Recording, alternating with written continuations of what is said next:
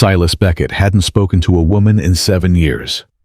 But when he saw Ruth Calloway standing outside that chapel in her wedding dress, abandoned, humiliated with nothing but a canvas bag, and nowhere left to go, he did something no one in Copper Bluff expected. He turned his wagon around. In Montana Territory, 1878, a man didn't claim a bride nobody wanted, unless he understood what it meant to be unwanted himself. What happened next changed both their lives forever. Stay with me until the very end of this story. Hit that subscribe button, leave a like, and comment what city you're watching from so I can see how far this tale has traveled. The church bell had stopped ringing 20 minutes ago. Ruth Calloway still stood on the chapel steps. Her hands were folded in front of her, steady as stone. She wasn't crying. She wasn't shaking. She was simply standing there in a borrowed dress, with nowhere on God's earth left to go. Silas Beckett saw her from across the street. He was loading flour into his wagon, same as he did 4 times a year. Come to town, buy what he needed, leave, before anyone tried to make conversation. 7 years he'd kept that routine. 7 years since he'd buried everything that mattered back in Pennsylvania, and rode west with $40 and a dead man's horse. He didn't know her name yet. Didn't matter. He recognized what she was. He'd been that same thing once.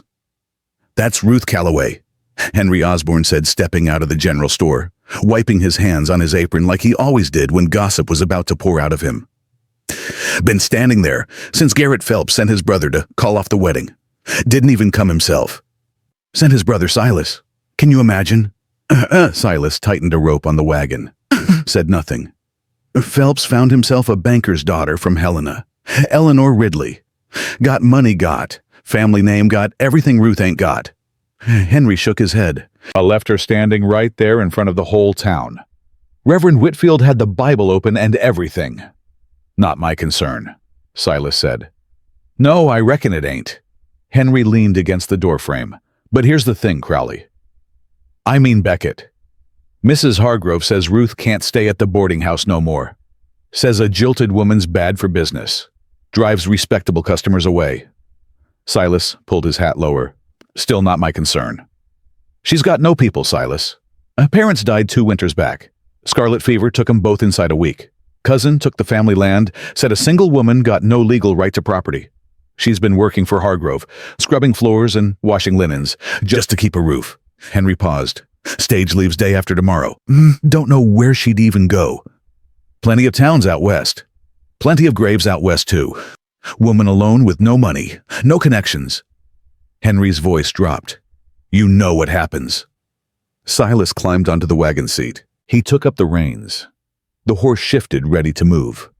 "Safe travels," Henry called. "Try not to disappear completely out there." Silas clicked his tongue and the wagon rolled forward. He did not look at the woman on the chapel steps. He did not let himself think about the way she stood, that terrible dignified stillness of someone who had already accepted the worst. He made it 6 miles before he stopped. The horse stamped. A hawk screamed somewhere overhead. Silas sat on the wagon seat, staring at the empty trail stretching north toward his homestead, toward 7 years of silence, toward walls he'd built with his own hands that had never heard another voice. He thought about his brother Daniel, dead at 19 from the pneumonia that swept through after they lost the farm. He thought about Catherine, his fiancée, who'd looked at him standing in the ruins of everything his family had built and said, "I can't marry a man with nothing, Silas. I'm sorry, but I just can't." He thought about Ruth Calloway standing on those steps. Silas turned the wagon around. She was still there when he came back. Late afternoon now, the shadows stretching long across the street. She'd sat down on the top step, her canvas bag beside her, hands still folded, eyes still staring at nothing. But she stood when she heard the wagon. No hope in her face. No fear either. Just that steady measuring look of someone who'd learned to expect nothing and was rarely disappointed. Silas climbed down. His boots hit the dirt. He walked toward her, slowly, and he could feel the whole street watching Henry from his store window, Mrs. Hargrove from behind her curtains, old Reverend Whitfield from the chapel doorway. Let them watch. "Your name's Ruth Calloway," he said. "It is. Mine's Silas Beckett. Got a homestead 15 miles north. 160 acres cabin. I built myself 6 head of cattle chickens, 2 horses. Hard land. No neighbors close by. Ruth watched him. I ain't offering charity, Silas said. I'm offering a deal. You need a roof. I need help working the land. Winter's coming in a few months, and there's more work than one man can handle. You're asking me to marry you. I'm asking you to survive. Something shifted in her eyes. Not quite surprise, more like careful calculation. You don't know me. Don't need to. I know what it looks like when someone's been left behind. And I know what it costs to stand alone when nobody's coming back for you. Ruth was quiet for a long moment. The street noise seemed to fade. No wagons, no horses, no voices. Just 2 people standing in a silence that meant everything. What's in it for you? She asked. Really? A partner. Someone who'll work hard and not complain about the isolation. Someone who won't expect things I can't give. Romance, you mean? Romance, he confirmed. Comfort. Easy conversation. I ain't built for those things. What are you built for? Keeping my word. Working till the job's done. Making sure nobody under my roof goes hungry or unprotected. Ruth looked at him for a long time. He could see her mind working behind those gray-green eyes, weighing options that weren't really options at all. Stay here and be destroyed by gossip and poverty, or get on a stranger's wagon and risk a different kind of destruction. Mrs. Hargrove told me this morning I have to be out by Friday, Ruth said quietly. She said my presence was an embarrassment to the establishment. Those were her exact words. An embarrassment.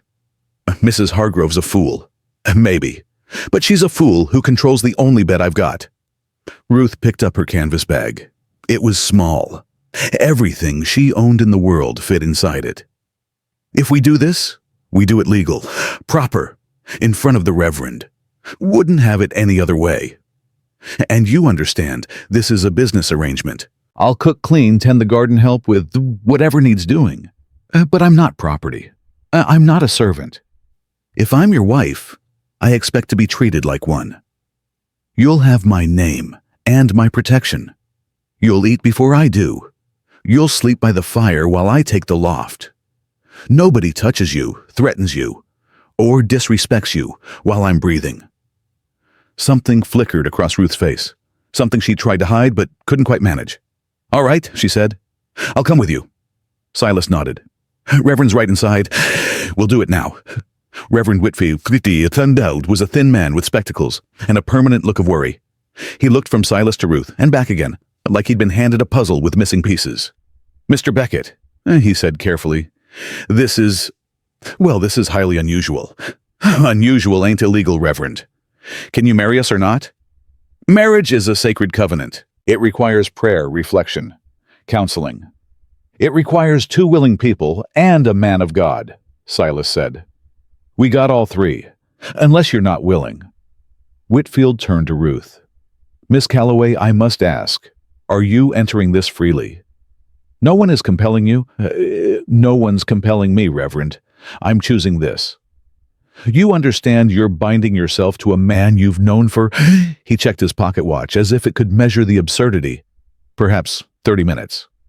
I understand. Ruth's voice didn't waver. I also understand that the man who was supposed to stand here with me yesterday, a man I'd known for 6 months, sent his brother to tell me he'd found someone better. 30 minutes of honesty is worth more than 6 months of lies. Whitfield flinched. He looked at Silas again. I'll keep her safe, Silas said quietly. That's more than Phelps was willing to do. The Reverend sighed. Martha, he called toward the back room. I need a witness. Martha Whitfield appeared a soft-faced woman with kind eyes. She took one look at Ruth, and understanding spread across her features. She reached out and squeezed Ruth's hand. I'd be honored to stand for you, dear, she whispered. The ceremony took less than 5 minutes. No flowers, no music, no guests except Martha, who cried softly into her handkerchief.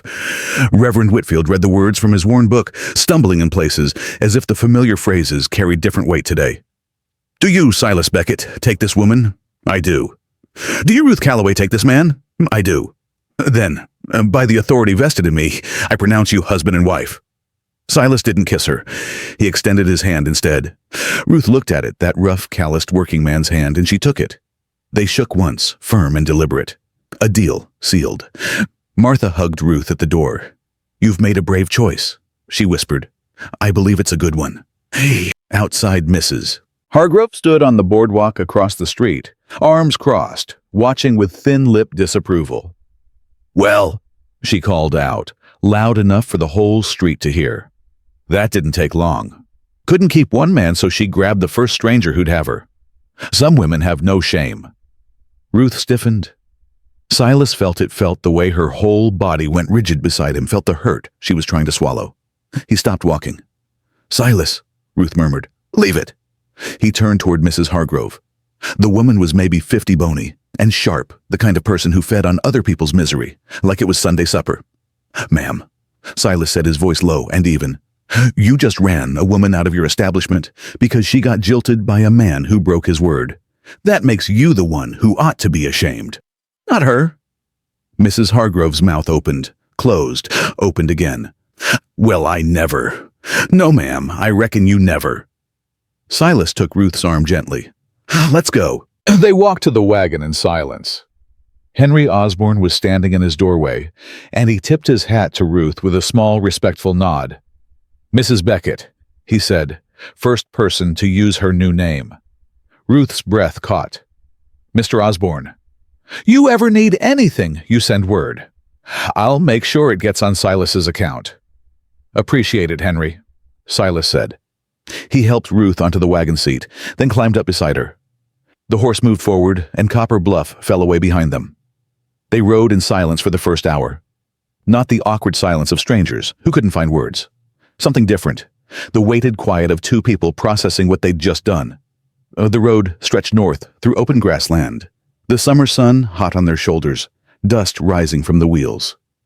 Ruth sat straight back beside him, her canvas bag at her feet, her hands in her lap. She didn't fidget, didn't chatter, didn't fill the space with nervous talk the way most people would. Silas respected that. "You'll want to know what you're walking into," he said finally. "I would." Cabin's one room, sleeping loft up top, stone fireplace. I built it solid, holds heat in winter stays, cool enough in summer if you keep the door open. Root cellar for storage. Barns 50 yards from the house. "How long have you been there?" 7 years.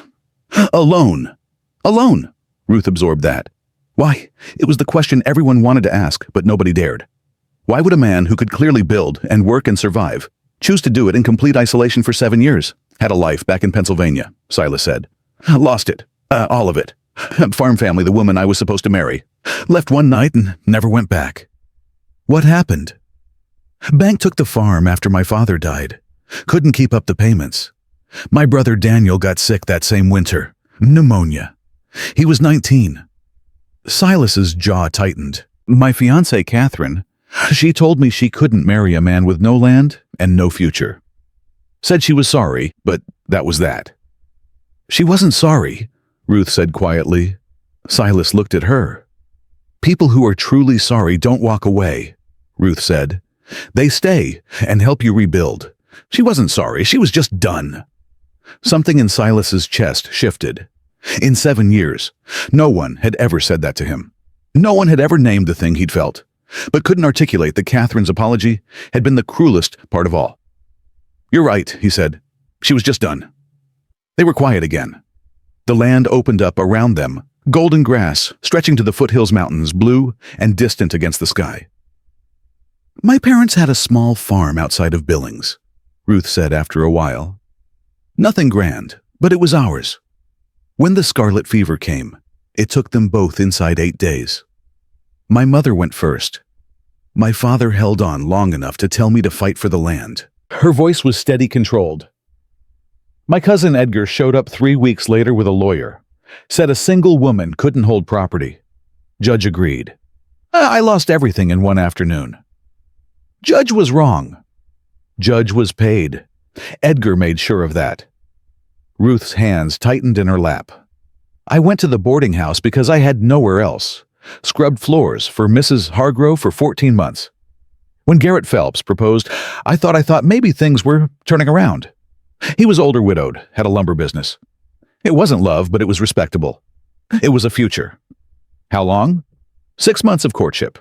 6 months of being told I was enough.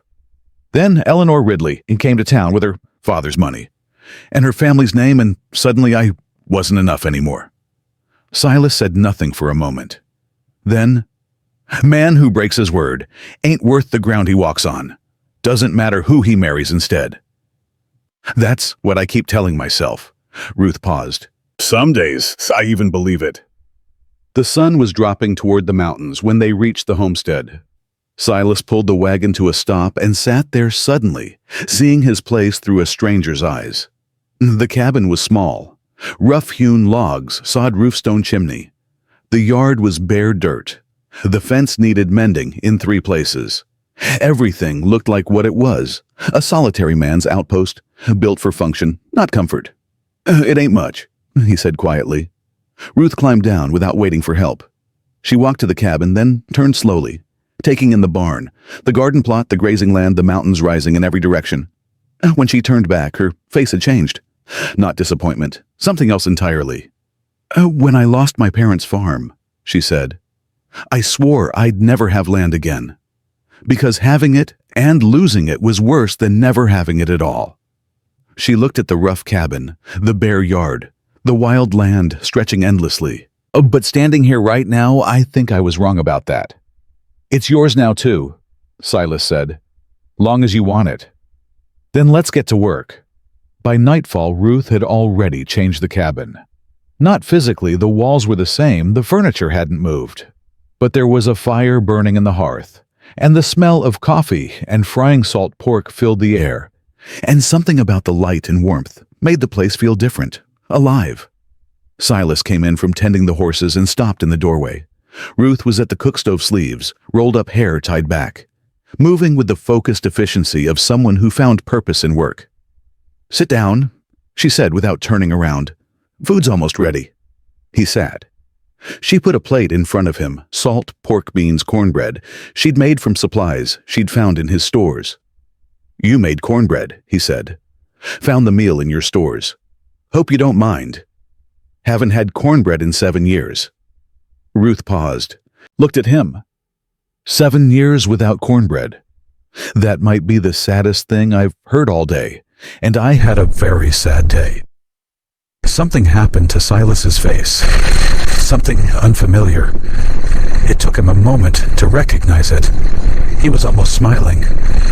They ate in silence that felt different from the road silence, warmer, seasoned with something neither of them was ready to name. I'll take the loft, Silas said when the meal was done. Fire keeps the main room warm. You'll be more comfortable down here. You don't have to give up your bed. Yes, I do. He stood, carrying his plate to the wash basin. Your marriage like ours means I make sure you're safe and comfortable before I think about myself. Ruth was quiet for a moment. Garrett never once offered me anything without expecting something in return. Every kindness came with a price. I ain't Garrett. No, she said softly. You're not. He climbed the ladder to the loft. Below, he could hear Ruth moving quietly, banking the fire settling in. The cabin creaked in the summer wind. Outside, the creek murmured its endless song. He lay in the darkness, staring at the rough ceiling, trying to make sense of this day. This morning, he'd been alone same as every morning for 7 years. Now, there was a woman sleeping below him, a stranger with his name. And the cabin felt different in a way he couldn't explain. Not smaller, not invaded, fuller, like something that had been hollow for a very long time had finally been given weight. He didn't know if this was a mistake or a mercy. He only knew that turning that wagon around had been the most terrifying thing he'd done since leaving Pennsylvania, and that Ruth Calloway, Ruth Beckett, now had a strength in her quiet voice that made him think, maybe, just maybe, he hadn't been wrong to stop. Below him, Ruth's breathing slowed. She'd fallen asleep. Silas closed his eyes. For the first time in 7 years, he wasn't alone in the dark. And the strange, frightening truth was he didn't hate it. The first week established a rhythm. Silas rose before dawn. Ruth was already up fire-built coffee brewing. How she managed to wake before him every single morning became one of the small mysteries he stopped trying to solve. They ate breakfast together. Short conversations, practical. Fence in the south pasture needs work today. I'll handle the chickens and start on the garden. Creek water's clean. Draw from the east side where the current runs fastest. Understood. Then they separated. Silas to the fields, Ruth to the house and garden. Hours of hard work in summer heat the kind of labor that left no room for self-pity or regret. But slowly, in the spaces between tasks, they began learning each other. Silas discovered that Ruth sang while she worked, low, soft melodies. He didn't recognize her voice carrying across the yard when she thought he was too far away to hear. He never told her he could hear, never wanted her to stop. Ruth discovered that Silas talked to the animals, full conversations as if the horse could understand every word. "You're being stubborn today," she overheard him say to the milk cow one morning. "Don't give me that look. I didn't ask for your opinion." She bit her lip to keep from laughing. On the fourth day, Ruth reorganized the entire kitchen, moved the cookware to lower shelves where she could reach without stretching, rearranged the pantry stores by what was used most, cleaned the stove until it gleamed. Silas noticed immediately, said nothing about it. But that evening, he brought in extra firewood without being asked and stacked it exactly where she could reach it easily. Small gestures, unspoken. A language forming between two people who didn't know how to talk about what mattered. On the sixth morning, Ruth was hanging wash on the line when a rider appeared on the trail from town. She shielded her eyes against the sun, watching the figure approach. Silas came from the barn moving fast, his hand resting on the rifle he'd grabbed from inside the door. "Stay near the house," he said. "I'm not going anywhere." The rider came closer. Ruth's hands went still on the clothesline. She knew that horse, knew that riding posture, knew that expensive hat. "Silas," she said quietly. "That's Garrett. That's Garrett Phelps." Silas looked at her, looked at the approaching rider. His jaw set like iron. "Go inside." "No. Ruth." I said no. Her voice was steady, but her hands were shaking. "Whatever he wants, he can say it to both of us." Garrett Phelps rode into the yard like he owned it. He was a big man, well-dressed, the kind of man who'd never had to work with his hands and wore that ease like a badge. He pulled up his horse and looked down at them with an expression that mixed surprise with something uglier. "Ruth," he said, "I heard you'd gone and done something foolish." "Mr. Phelps," Silas said, stepping forward, "you're on my land." Garrett looked at him like he was seeing a fence post that had learned to talk. "I'm not here for you, friend. I'm here for Ruth." "Mrs. Beckett." Garrett's eyebrows rose. "So it's true. You actually married this?" He gestured at Silas at the rough cabin at the dusty yard. "Ruth, have you lost your mind?" "Say what you came to say," Ruth said. "Then leave." Garrett dismounted. He was taller than Silas, broader, and he used his size the way men like him always did as a reminder that the world was built for people like him. "Eleanor's father is having second thoughts about the arrangement," Garrett said. "Financial difficulties. The marriage might not happen." He smiled. "I came to tell you there might still be a chance for us." The silence that followed was enormous. Ruth stared at him. "You're telling me you jilted me in front of the entire town, humiliated me, left me with nothing. And now that your better option might fall through, you're here to see if I'll take you back.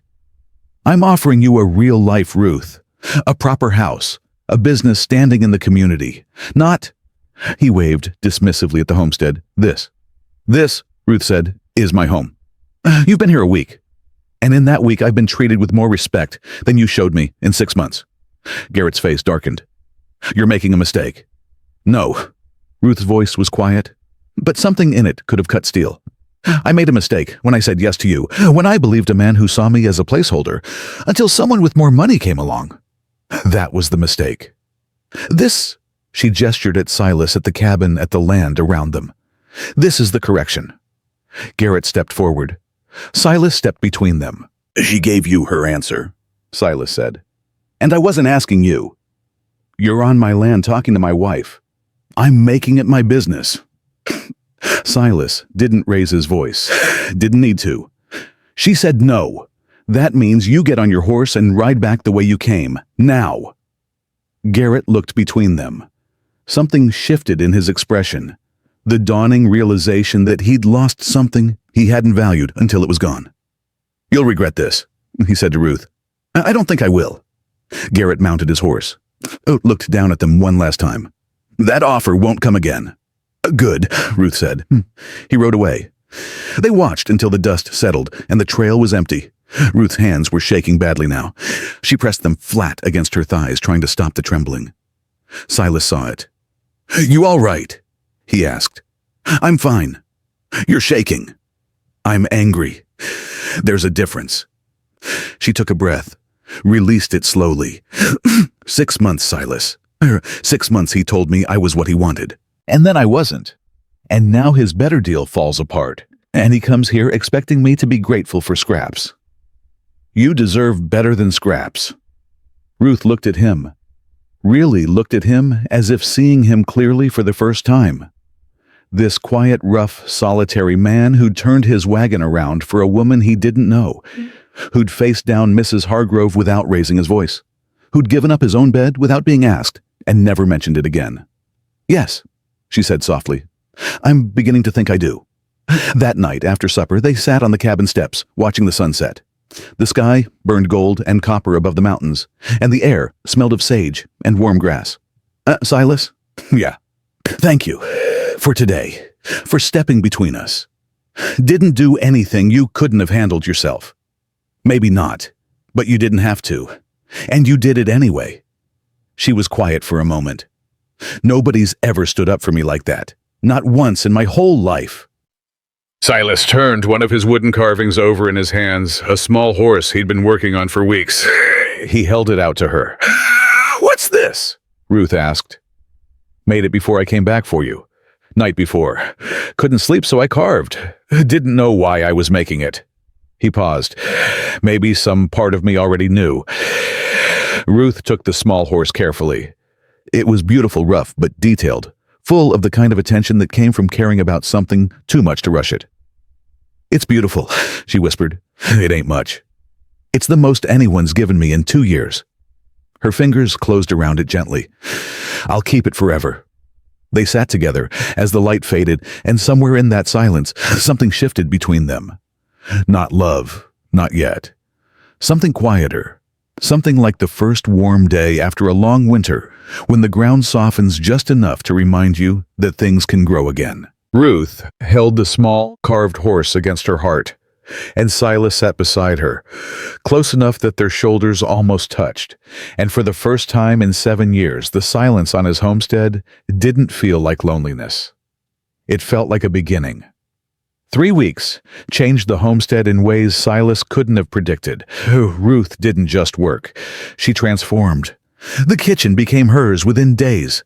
Pots rearranged, herbs drying from the rafters, bread rising on the counter every morning, before Silas even came down from the loft. The garden she'd inherited as a patch of weeds and hard dirt was already showing rows of green. She worked from before dawn until after dark, and she never once complained. But it was the silence between them that changed most. It wasn't empty anymore. It was full of small things, the way she saved him the first cup of coffee every morning, the way he stacked extra firewood by the door, without being asked, the way they moved around each other in the small cabin with increasing ease, like two people learning a dance they didn't know they'd agreed to. Silas caught himself hurrying back from the far pasture one afternoon. He'd been checking fences, a job that usually took him all day, because he'd stop and sit and stare at nothing comfortable in his solitude. But today he'd worked fast, finished early, and was riding home before the sun was even halfway down. Home. He'd never called it that before.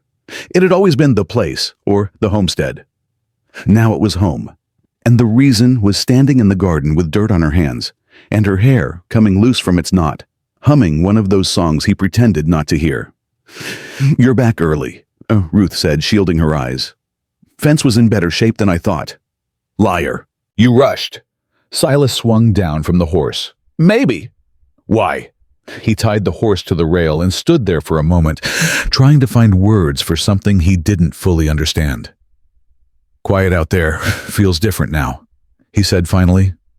Used to feel like peace. Now it just feels like you're not there. Ruth's hands went still in the dirt. She looked up at him, and something crossed her face, surprise, then something warmer, then a careful pulling back like someone reaching toward a fire and remembering they'd been burned. Silas. I know, business arrangement. I ain't forgetting. He took the horse toward the barn. Just stating a fact. Ruth watched him go. She didn't say anything else. But that evening, she made apple cobbler from the dried fruit in the root cellar, and when Silas raised an eyebrow, she said, "It's Tuesday. Tuesdays should have cobbler." Since when? Since now. He almost smiled again. That was twice in 3 weeks. Some kind of record. The fourth week brought trouble. Silas was mending harness in the barn when Ruth appeared in the doorway, her posture rigid, her face tight with something he recognized immediately. "What's wrong?" "There's someone down by the creek. 2 people. Small." Silas grabbed the rifle and moved past her. "Stay here." "No." "Ruth. If they're children, they need to see a woman's face, not a rifle. I'm coming." He wanted to argue. Didn't. Something in her voice told him it would be a waste of breath. They walked together toward the creek, moving carefully through the tall grass. Silas spotted them first. 2 small figures huddled beneath a cottonwood, the bigger one positioned in front of the smaller one like a shield. A boy, maybe 12, and behind him, barely visible, a tiny girl clutching something against her chest. The boy saw them coming. He scrambled to his feet and pulled out a pocket knife so small it wouldn't have scared a rabbit. His hand was shaking so badly the blade caught the sunlight in wild flashes. "Don't come closer," the boy said. His voice cracked on every word. "I got a knife and I'll use it." Silas stopped immediately, held his hands out, rifle pointed at the ground. "We live here," he said calmly. "This is our land. Nobody's going to hurt you." "That's what the last people said." The boy's eyes were wild, darting between Silas and Ruth. "Then they tried to take Bertie away from me." The little girl peered around her brother's legs. She was maybe 4, bone-thin, with tangled blonde curls and eyes so large they seemed to take up half her face. She was holding a cloth doll that looked like it had been dragged through every mile of whatever hell they'd walked through. Ruth made a soft sound. She crouched down slowly, making herself small. "My name's Ruth," she said gently. "What's yours?" The boy's grip on the knife wavered. "Jonas. She's Bertie, my sister." "Hello, Jonas. Hello, Bertie." Ruth kept her voice low and steady. "When did you last eat?" Jonas's defiance crumbled. "I don't, maybe 2 days ago. There were berries, but Bertie got sick from the wrong kind, and His voice broke. "I tried. I've been trying." "I know you have," Ruth said. "I can see that. You've done an incredible job keeping her safe." "We're fine. We're just passing through." "You're not fine, son," Silas said quietly. "You're starving, both of you. Don't call me son. You ain't my PA." But the fight was draining out of the boy's voice. Behind him, Bertie swayed on her feet. "I've got biscuits in the cabin," Ruth said. "Fresh this morning. Bacon too, and milk. Real milk, still cold." Bertie tugged on Jonas's shirt. "Jonas, I'm so hungry." The knife lowered slowly. "Just food," Jonas said. "Then we're leaving." "Just food," Ruth agreed.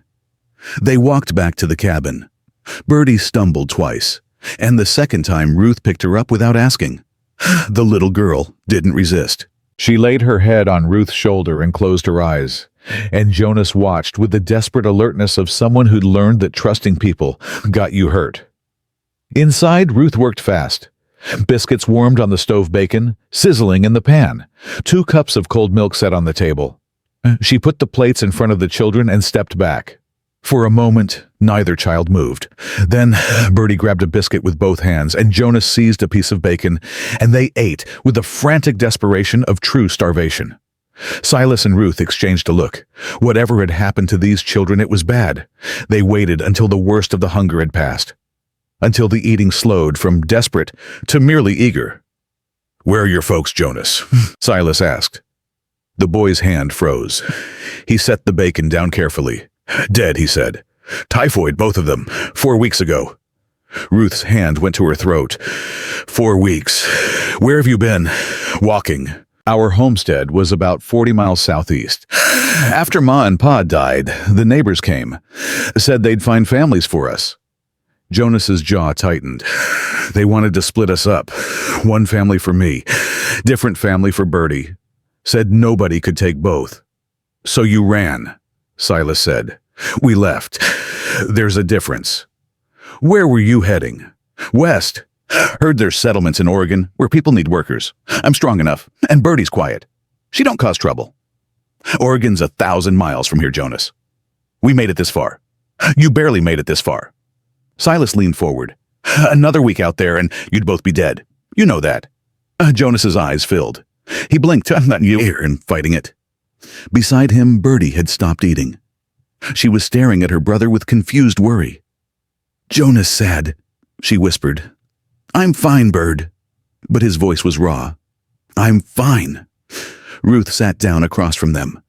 Jonas, look at me. Hey, the boy raised his eyes reluctantly. You've kept your sister alive for 4 weeks with nothing. 4 weeks.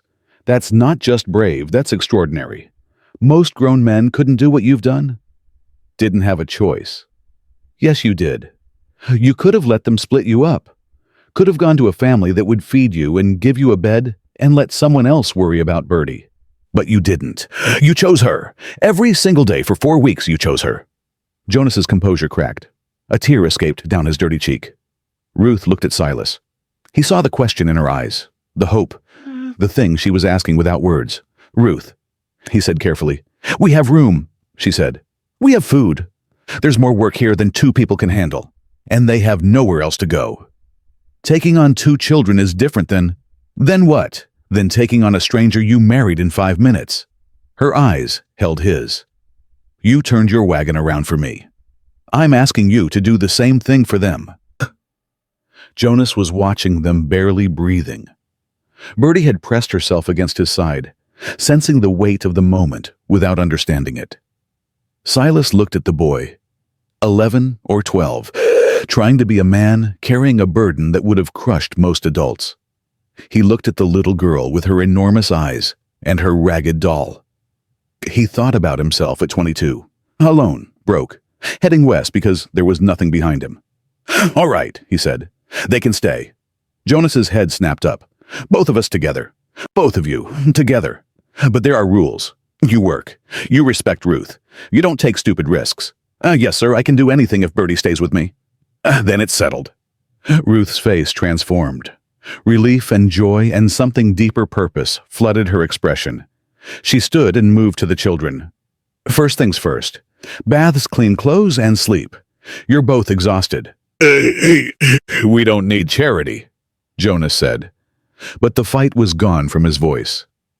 It's not charity, Ruth said. It's family. The word hung in the air. Jonas stared at her. Bertie looked up at Ruth with those enormous eyes. Family, Bertie repeated. If you'll have us, Ruth said softly. Bertie held up her cloth doll. Daisy wants to stay, she told me. Then Daisy stays too. That evening, after the children had been bathed and dressed in cut-down clothes and fed again and tucked into makeshift beds behind a blanket partition, Silas and Ruth stood by the fire. We're a family now, Ruth said quietly. 4 people. That's what we are. Happen fast? The best things do. Silas stared into the flames. I don't know anything about raising children. You knew enough to say yes.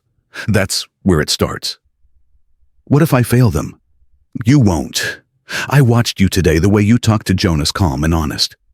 The way you agreed without me having to beg. That's what those children need. Steady, safe, real. We, Silas corrected. We're giving them that. Ruth's hand found his. He didn't pull away. They stood there connected, listening to the quiet breathing of sleeping children and the crackle of the fire. Silas. Yeah. Thank you for not saying no. Couldn't say no, not to that. Not anymore. 3 days later, the homestead had a new rhythm. Jonas threw himself into work like a man possessed, mucking the barn before dawn, hauling water, mending fences alongside Silas. The boy worked until his hands bled, wrapped them in cloth, and kept going. Silas recognized it. that desperate need to earn your place, to prove you were worth keeping. He found Jonas in the barn at first light, already mucking stalls. "Come with me," Silas said. "We're checking the north fence." "But I haven't finished. It'll keep. Come on." They rode together, Jonas seated in front on Silas's horse. The morning was clear, and warm summer settling into the valley. "You're pushing too hard," Silas said. "I'm earning my keep." "You're punishing yourself." Jonas stiffened. "I ain't." "When I first came here, I worked the same way. 18 hours a day. Worked till I couldn't stand. Told myself I was building something." Silas paused. "But I was really just running from the grief. Trying to outwork the pain." Jonas was quiet. "It doesn't work, son. No matter how many fences you fix or stalls you muck, the hurt's still there when you stop. Only way through grief is through it. You gotta feel it. If I feel it, I'll fall apart. Maybe, for a little while. But falling apart ain't the same as breaking. You fall apart, we'll catch you. That's what we're here for." "My PA." Jonas's voice cracked. "My PA told me to take care of Bertie. Last thing he said, 'You take care of your sister, Jonas. Promise me.' And I promised. And I've been trying, but I'm so tired." "I'm so tired of being scared." "Then stop carrying it alone. I don't know how." "You start by letting someone else hold the weight for a while. That's not weakness. That's trust." The boy broke. Not dramatically. Not with wailing or thrashing. He simply bent forward over the horse's neck and cried, his thin shoulders shaking, releasing weeks of accumulated terror and grief and the crushing responsibility of keeping a 4-year-old alive in the wilderness. Silas put his hand on the boy's back and held it there. Steady. Present. He didn't tell him to stop. Didn't tell him it was all right. Just let him cry. When the storm passed, Jonas sat up and wiped his face with the back of his hand. "Sorry," he mumbled. "Don't apologize for being human. Pa wouldn't have cried. Your PA would have been proud of every tear. Because they mean you loved him enough to grieve him. That's not weakness, Jonas. That's the strongest thing there is." Back at the cabin, they found Ruth and Bertie in the garden. Bertie was carefully watering seedlings, her small face intense with concentration. She looked up when she heard them. "Jonas, I'm growing food." "I see that bird. Good job." Ruth straightened, reading something in Silas's face. "How was the fence?" "Fence is fine, so are we." She understood. She always understood. That night, after the children were asleep, Ruth told Silas about Bertie's progress. "She talked more today than the whole 3 days combined. Asked me about the chickens, the garden, the cow. Asked me if I was her mama now. What did you say?" "I said I'd like to be if she'd let me." "What did she say?" Ruth smiled. "She said Daisy already decided I was. So it was settled." Silas shook his head. "That doll's got a lot of opinions. She gets it from Bertie." They sat in comfortable quiet. Then Ruth spoke again. "Jonas called you Pa today." Silas froze. "Oh, when he came back from the ride with you." Bertie asked where he'd been, and he said, "Out checking fences with Pa." I don't think he even realized he said it. Something tightened in Silas's chest. Something that hurt and healed at the same time. "I ain't earned that yet," he said. "You earned it the moment you said they could stay." A week passed, then 2. The homestead settled into something that felt almost normal, or what Silas imagined normal might feel like, since he'd never really had it. Then Tucker came. The traveling peddler rode in on a hot afternoon, his mule loaded with goods and his mouth loaded with gossip. Silas bought needles for Ruth and peppermint sticks for the children, and listened with half an ear, while Tucker talked about weather and cattle prices. Then Tucker's voice dropped. "I heard something you might want to know about Beckett. There's folks looking for 2 children. Boy named Jonas, little girl named Bertie. Neighbors from their parents' homestead. Put out word through every settlement in the territory." Silas's hand stopped reaching for his tobacco. "Offering a reward," Tucker continued. "Say the children were taken. Want them returned so they can be placed in proper homes. They weren't taken. They ran. I know that. You know that. But the law might see it different." Tucker's eyes were sharp. "You got those children here, Beckett. They're here. They're staying. Might cause trouble. Folks with legal claims. There are no legal claims. Ruth's voice came from behind them. She'd appeared in the doorway, her face pale, but her jaw set. Their parents are dead. The neighbors wanted to split them up. We took them in. They're ours. Tucker studied her. Studied Silas. Raised his coffee cup. Didn't see anything worth reporting here, he said. Far as I know, I never heard of any Jonas or Bertie. But you'd be smart to make it legal. Adoption papers? Guardianship. Something the law can't argue with. There's a judge coming through Pine Hollow end of next month. Name of Leland Cask. He handles these things. We'll be there, Silas said. After Tucker left, Ruth turned to Silas. Her composure held but barely. They can't take them, she said. Silas, they can't. I won't let anyone take those children. Nobody's taking them. You heard what he said. People are looking. There's a reward. What if someone comes here? What if... Ruth. He took her shoulders. First time he'd touched her deliberately since their handshake wedding. Listen to me. Nobody is taking those children. Not while I'm breathing. We'll go to Pine Hollow. We'll get the papers. We'll make it legal and permanent and ironclad. All right. She searched his face. Whatever she found there must have been enough because the panic in her eyes slowly receded. All right, she whispered. I gave you my word the day we married that you'd never be turned out or left behind.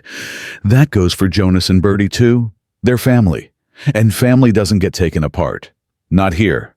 Not ever. Ruth's eyes filled. She stepped forward and pressed her forehead against his chest. Silas stood rigid for a moment. 7 years of isolation.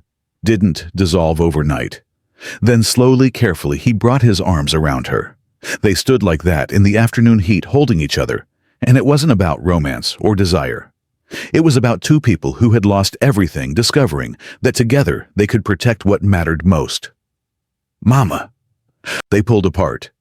Bertie stood in the doorway, Daisy clutched against her chest, her face worried.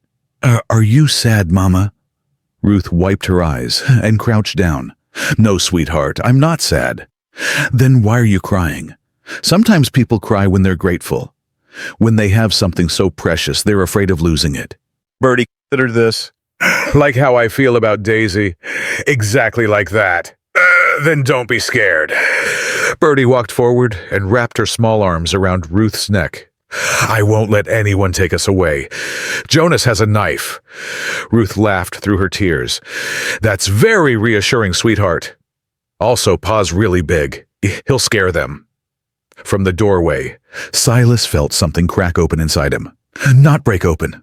Like a door that had been sealed for 7 years, finally swinging wide, letting in light he'd forgotten existed. Pa. She'd said it like it was the most natural word in the world. That night, long after the children slept, Silas sat on the cabin steps, carving by moonlight. Ruth came and sat beside him. What are you making? Horse for Bertie. Daisy needs a friend to ride. Ruth leaned her head against the doorframe. Silas Beckett, the man who wanted nothing from anyone. Now he's carving toys for a 4-year-old at midnight. People change. You haven't changed. You've just stopped hiding. She paused. The man who turned his wagon around, who married a stranger, who said yes to 2 orphans, that man was always in there. You just kept him locked away. I had my reasons. I know you did. And they were good reasons. But I'm glad you stopped locking that door. She reached over and touched his hand. I'm glad you let us in. Silas looked at her in the moonlight. At this woman who'd been left behind and refused to stay down. Who'd taken his empty cabin and filled it with warmth and laughter and purpose. Who loved 2 orphan children as fiercely as if they'd been born to her. Ruth. Yes. This thing between us. It ain't just business anymore. You know that. I know. I don't have pretty words. Don't know how to say what I... Then don't say it. She squeezed his hand. Show me. The way you've been showing me every day since you turned that wagon around. That's enough. That's more than enough. He turned back to his carving. She stayed beside him. The creek sang in the darkness, and the children breathed softly inside. And the homestead that had sheltered one man's bitter solitude now held something Silas had stopped believing was possible. A family, imperfect, unexpected, built from broken pieces and desperate choices.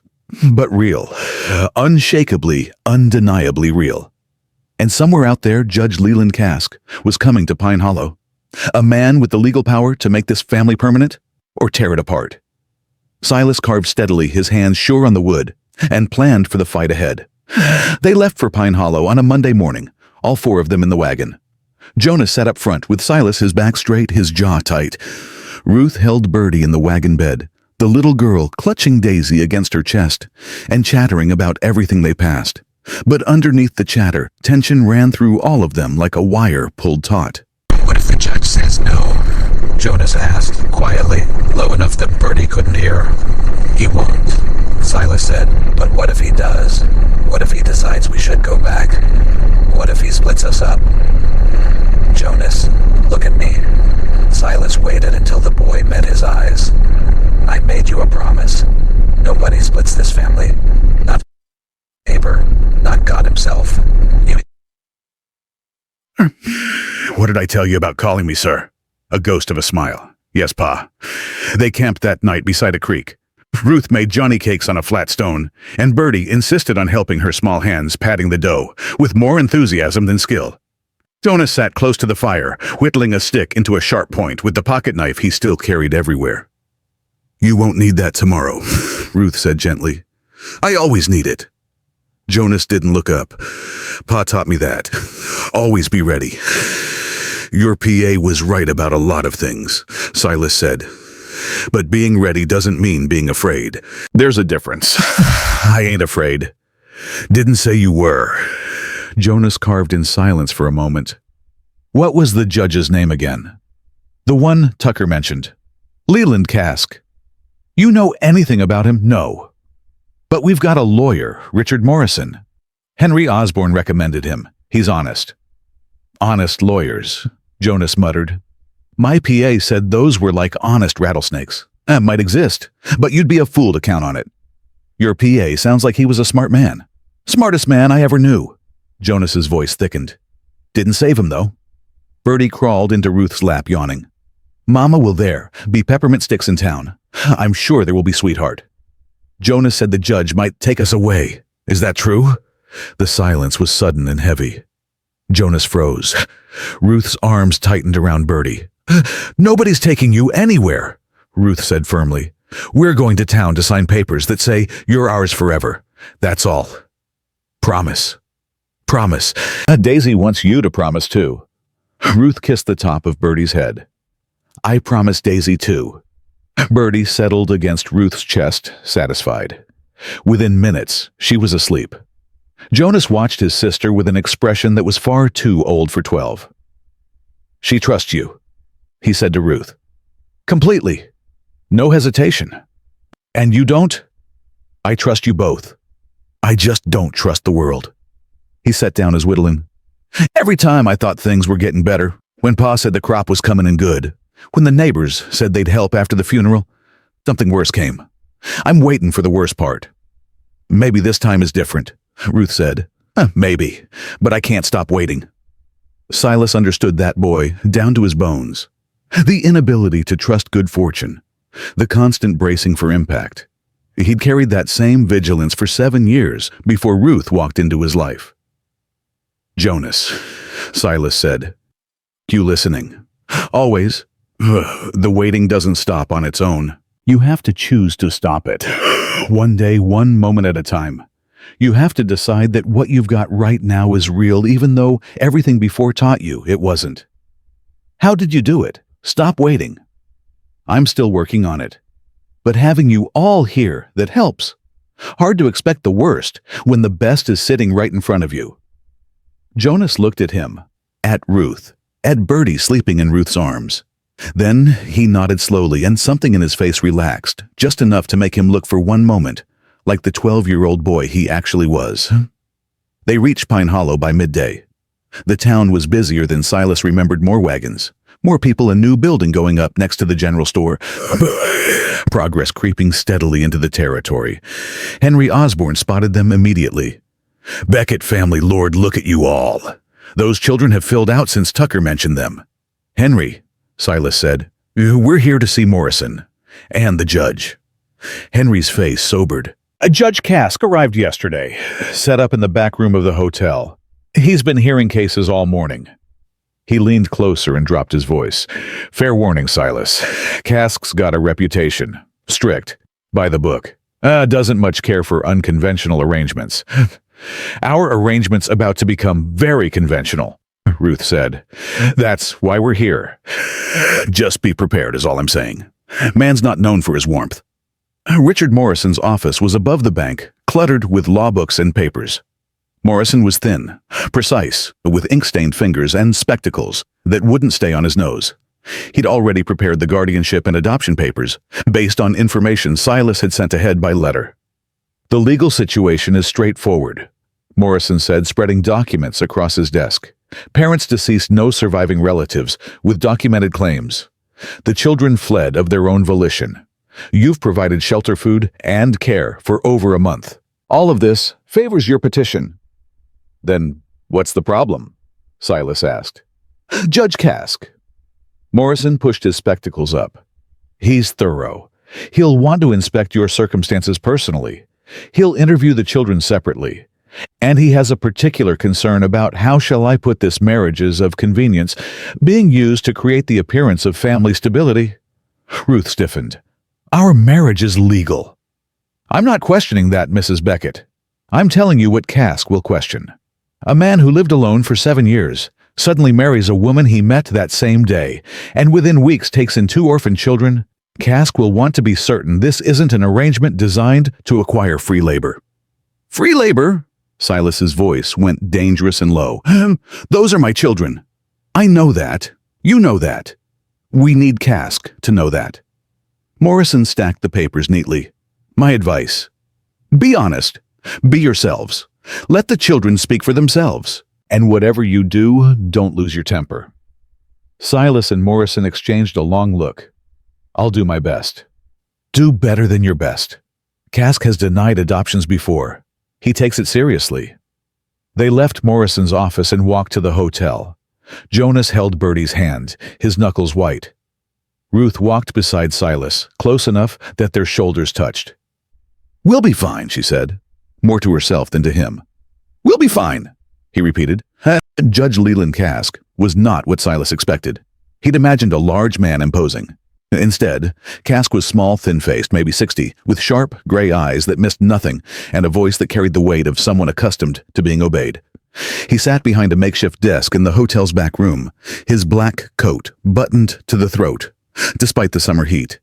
He did not stand when they entered, did not smile, did not offer pleasantries.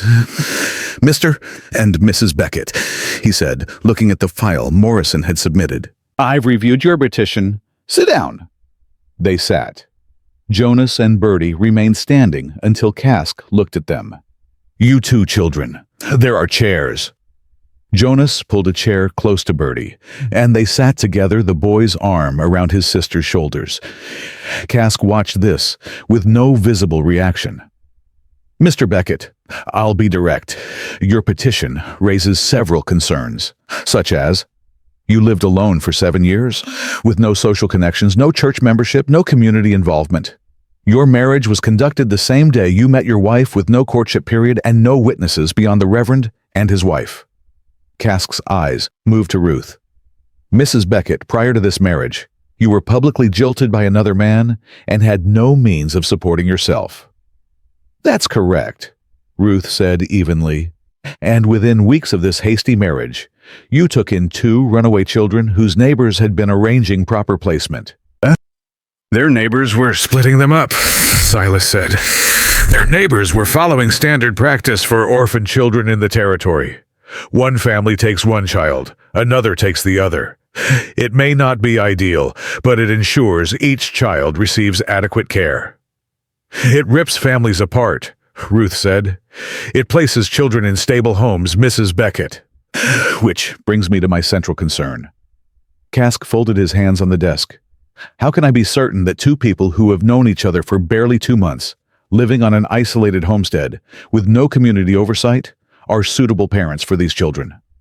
Because those children are alive, Silas said. A month ago they were starving in the wilderness. Now they're fed, clothed, educated, and together. That should count for something. It counts for something.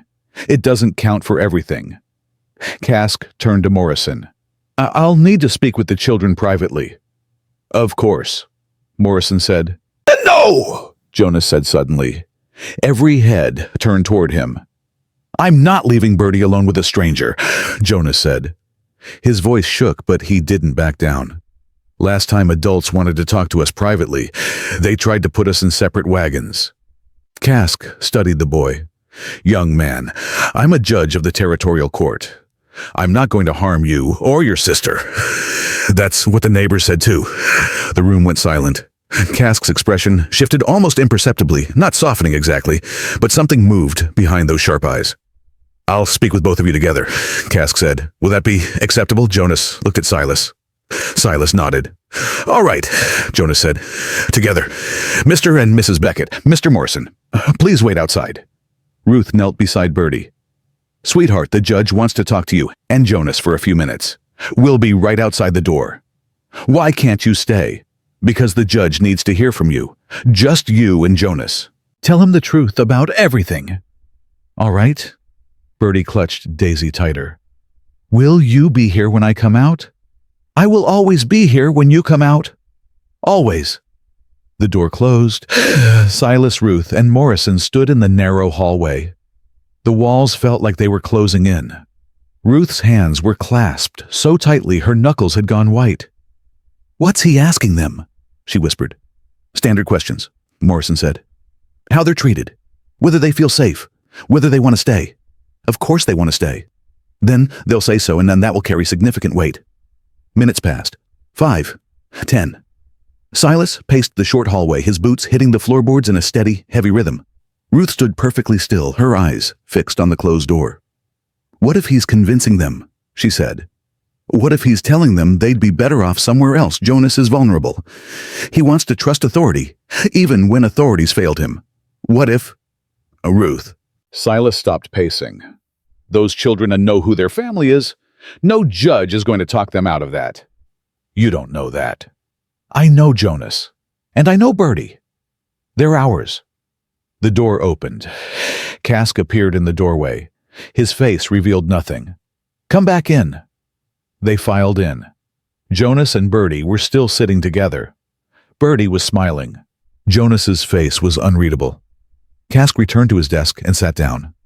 He was quiet for a long moment, reviewing his notes, and the silence was excruciating. I've spoken with both children, he said finally. Separately, despite the boy's initial objection. He agreed once I explained my reasons. Ruth's breath caught.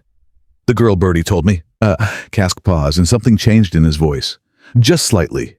Just enough. She told me that her mama makes biscuits every morning, and her papa carved a horse for Daisy, and that she's growing food in the garden, and that Jonas doesn't have nightmares as much anymore because Pa told him he doesn't have to carry everything alone.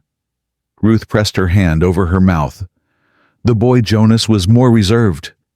He told me about his parents' death, about the neighbor's plan to separate them, about walking for 4 weeks with his sister, about finding your homestead. Cask set down his notes. He also told me that in his entire life, the only people who ever asked what he wanted, not what was convenient, or practical or standard, were the two of you. Silas couldn't speak. His throat had closed around something too large for words. I've denied adoptions before, Cask continued. I've removed children from homes I deemed inadequate. I take this responsibility seriously because children cannot advocate for themselves. He looked directly at Silas, then at Ruth. But these children can, and they have, clearly, consistently, and without any indication of coaching or coercion. Morrison leaned forward. Then you'll approve the petition. I'm granting full legal guardianship effective immediately, with formal adoption to be finalized within 90 days pending a follow-up review. The children are to remain in the custody of Silas and Ruth Beckett. Their legal names will be recorded as Jonas Beckett and Bertie Beckett. Jonas made a sound. A small choked sound that he tried to swallow and couldn't. Furthermore, Cask said, I'm noting for the record that any parties from the children's previous community who attempt to interfere with this placement will be subject to legal action. These children have a family. The court recognizes it. Ruth was crying. She wasn't trying to hide it anymore. She reached for Jonas, who fell against her, his rigid composure finally shattering. Bertie tugged on Silas's hand. "Papa, why is everybody crying?" Silas picked her up. She was so small, so impossibly light, this child who'd walked 40 miles, on stick-thin legs, with nothing but a cloth doll and a brother's fierce love. "Because we're happy, Bird. Crying means sad. Sometimes crying means you got something you were afraid to hope for." Bertie thought about this. "Like when I found Daisy after I dropped her in the river and Jonas went in to get her. Exactly like that." Bertie wrapped her arms around his neck. "I love you, Papa." 3 words. So small. So ordinary. Said by millions of children to millions of fathers every single day. But Silas Beckett had never heard them before, and they broke him open in a way that 7 years of solitude and grief and silence never could. "I love you too, Bird," he managed. "More than you'll ever know." Cask watched all of this, and when Silas looked at the judge, he saw something he hadn't expected. A thin line of moisture along the old man's lower lashes quickly blinked away. "Sign the papers," Cask said, his voice slightly rougher than before. "All of you. Morrison will witness." They signed. Jonas wrote his new name, Jonas Beckett, in careful letters, pressing hard with the pen, as if trying to engrave it permanently into the paper. Bertie couldn't write yet, so Ruth guided her hand in making an X, and the little girl examined it with enormous satisfaction. "That's me," she announced. "Bertie Beckett. It sounds like a bird name. I like it." Outside the hotel, the afternoon sun was hot, and the street was busy, but none of it registered. They stood together on the boardwalk, 4 people holding legal papers that said what their hearts had known for weeks. They were a family. "I need to—" Jonas started, then stopped. He looked at Silas, and his face was younger than it had been in months, open, unguarded. "I need to say something. Say it. When Bertie and I were walking after Ma and Pa died, there was a night, the worst night. We were in the rain, and Bertie was sick from the bad berries, and I didn't have anything to give her. No food, no shelter, nothing. She was crying, and I was holding her. And I thought, this is it. This is how it ends. 2 kids alone, and nobody in the whole world cares." Ruth reached for his hand. He let her take it. "And I prayed. I don't pray much, but I did that night. I said, God, if you're real, send somebody. Anybody. Just don't let my sister die." And then I stopped praying, because I figured nobody was listening. Jonas's voice broke. "But somebody was, because 2 days later we found your creek, and you found us." "Jonas," Ruth whispered, "I just wanted you to know, both of you, that whatever happens next, whatever comes, you were the answer. You were what God sent." Silas pulled the boy against him, held him hard. Ruth wrapped her arms around them both, and Bertie squeezed in from below, determined not to be left out. Henry Osborne, watching from his store window, quietly turned the open sign to closed and wiped his eyes on his apron. They walked through town after that. Silas bought peppermint sticks for the children and fabric for Ruth. Jonas wanted a book, any bookish, and Silas bought him 3. Bertie found a ribbon for Daisy's hair and declared it the most beautiful thing she'd ever seen. At the chapel they stopped. Reverend Whitfield was outside, tending the small garden by the door. Reverend Silas said, "Got some news. We've adopted 2 children, legal and official." Whitfield's face broke into the widest smile Silas had ever seen on the man. "Mr. Beckett, Mrs. Beckett, this is wonderful, truly wonderful. Let me record it in the parish register." Inside the chapel, Whitfield wrote their names in his large book. Jonas Beckett, Bertie Beckett, adopted children of Silas and Ruth Beckett. Bertie watched the pen move across the page with breathless fascination. "That's my name," she said. "In a real book." "In a real book," Whitfield confirmed. Forever." Martha Whitfield appeared with cookies she'd been baking. She hugged Ruth, hugged the children, and whispered something in Silas's ear that made him blink hard. "I told you, she made a good choice," Martha said. I was right." As they prepared to leave town, Ruth noticed someone watching from across the street. A woman well-dressed, standing beside an expensive carriage. Eleanor Phelps, Garrett's wife. The 2 women's eyes met across the dusty street. Eleanor looked at Ruth, at Silas beside her, at Jonas, carrying books under his arm, at Bertie, skipping along with her ribbon-wearing doll, and something moved across her face. Not jealousy exactly. Something closer to recognition. The understanding that Ruth Calloway, the woman her husband had thrown away, had found something real. Ruth nodded. A small, dignified acknowledgement. Nothing more. Eleanor nodded back. Then Silas helped his family into the wagon, and they rode out of Pine Hollow, the adoption papers folded carefully in Ruth's pocket, the peppermint sticks already half-eaten, and Bertie singing a nonsense song about a bird named Beckett, who lived in a garden and never flew away, because she'd already found the best home in the whole world. Jonas sat up front with Silas, his new books on his lap, his shoulders straighter than they'd been since his parents died. Pa. Yeah. When we get home, can you teach me to work leather? I want to make something for Ma, for her birthday. When's her birthday? I don't know, but she should have one. Everyone should have one. Silas looked at his son, this boy who'd been through hell and come out the other side with his capacity for love, not just intact, but strengthened. This boy who thought about making gifts for the woman who'd chosen to be his mother. We'll find out when it is, Silas said, and we'll make her something she'll never forget. Jonas smiled. A real smile, full and unguarded and young. Behind them, in the wagon bed, Ruth held Bertie against her chest and listened to her daughter's breathing slow into sleep. She touched the adoption papers in her pocket, feeling the weight of them, the permanence. Legal, binding, forever. She pressed her lips against Bertie's hair and closed her eyes. 6 months ago, she'd stood outside a chapel with nothing, no family, no future, no reason to believe anything would ever be good again. Now she had a husband who'd turned his wagon around for her, a son who'd walked through fire to protect his sister, a daughter who'd named a cloth doll Daisy, and trusted the world again because someone had been trustworthy. Ruth Calloway Beckett held her sleeping child and made a silent vow. She would protect this family with everything she had.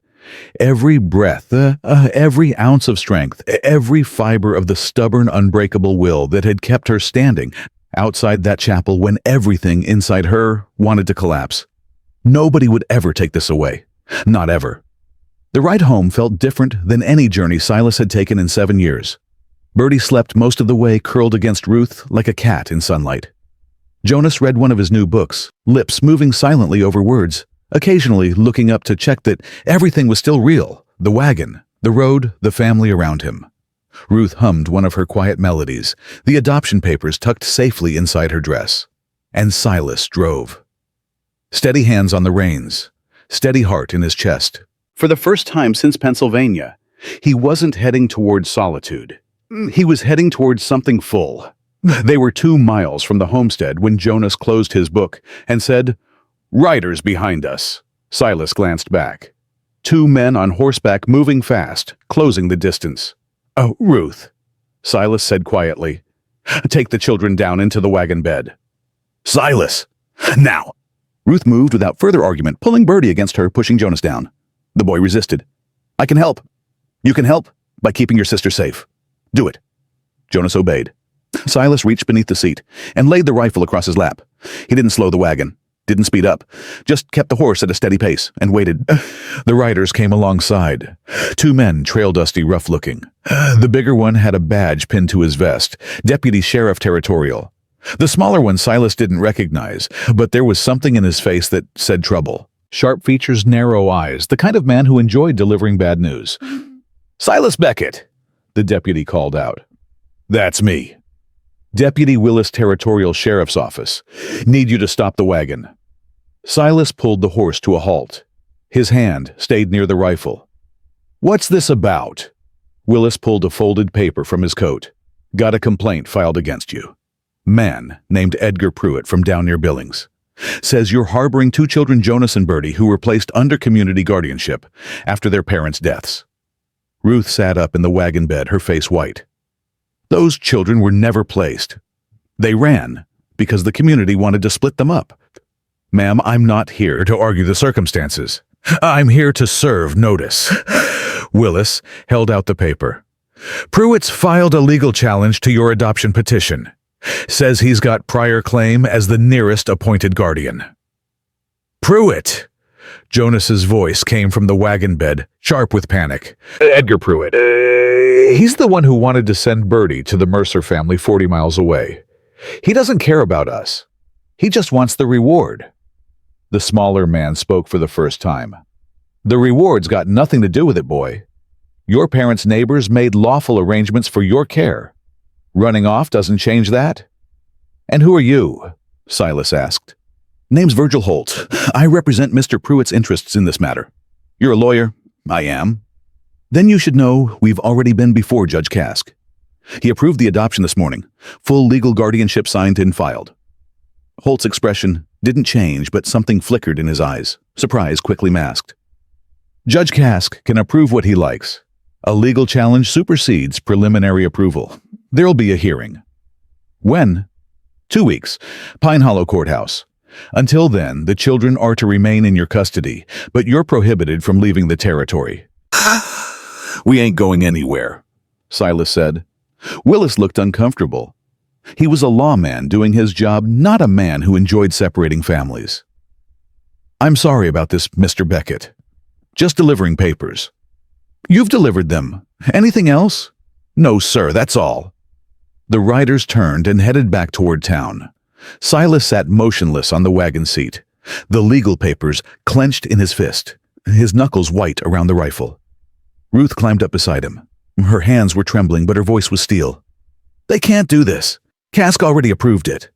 They're challenging the approval. On what grounds? Silas unfolded the papers and read through the legal language, slow and careful. Says here that Edgar Pruitt was designated as informal guardian by the community. Says the children were removed without his consent. Says our adoption was conducted without proper notification of interested parties. Interested parties? Ruth's voice rose. That man wanted to ship Bertie 40 miles away from her brother. His only interest is the reward money. Mama! Bertie's face appeared over the wagon side, frightened. Why are you yelling? Ruth forced her voice calm. I'm not yelling, sweetheart. Everything's fine. The men with horses were scary. They're gone now. We're going home. Jonas hadn't moved from the wagon bed. He sat perfectly still, his new books forgotten his face, wearing that old expression, the one from before the one that said he'd been right all along, to wait for the worst. It's happening again, he said flatly. They're coming for us. Nobody's coming for you, Silas said. He turned to face the boy directly. Jonas, look at me. We have signed papers from a territorial judge. We have a lawyer. We have the law on our side. The law took my parents' farm. The law let my cousin steal everything. Ruth's voice was bitter. I know what the law can do.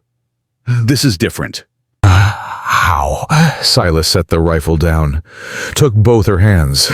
Because this time we fight, together, with everything we've got. They drove home in silence. That night, after the children were asleep, Silas and Ruth sat at the table with the legal papers spread between them. Ruth had read through them 3 times, and each reading made her angrier.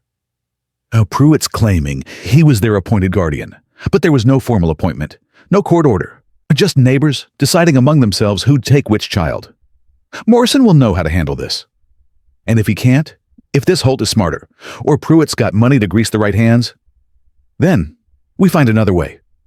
Ruth pressed her palms against the table. I can't lose them, Silas. I survived being jilted. I survived losing my parents, and my land, and my dignity. But I cannot survive losing those children. It would kill me. It won't come to that. You don't know that. I know me, and I know you. And I know that anyone who tries to take our children is going to face the 2 most stubborn people in Montana Territory. Ruth almost laughed. Almost. That's your planned stubbornness. Stubbornness, a good lawyer, and the truth. Pruitt doesn't want those kids. He wants money. We just have to prove it. The next morning, Silas rode to Pine Hollow alone. Fast ride, no stops. He found Morrison in his office, already aware of the situation. Holt filed the challenge yesterday afternoon, Morrison said, pulling out a fresh stack of papers. Immediately after you left town. He was waiting. Waiting. He knew about Kask's ruling before the ink was dry. Someone told him. My guess is Mrs. Hargrove. She's got connections to everyone's business, and she never liked your wife. Can he win? Morrison leaned back in his chair. Legally, his case is thin. There was no formal guardianship order. The community's arrangement was informal at best, and Judge Kask's ruling carries significant weight. But Holt is clever. He's not really arguing the law. He's arguing character. He'll try to paint you and Ruth as unsuitable. Hasty marriage isolation, no community, ties no church attendance. He'll say the children deserve a proper home with established families. Those children have a proper home. I know that. But Kask won't be the judge at this hearing. It'll be Judge Whitmore from Helena. Different man, different standards. What kind of man? Conservative, traditional, values propriety and social standing. Morrison paused. The kind of man who might look at a marriage conducted in 5 minutes between strangers and question whether it constitutes a stable foundation for raising children. Silas felt the ground shifting beneath him. What do? We build our case the same way you built your homestead. One solid piece at a time. I need character witnesses.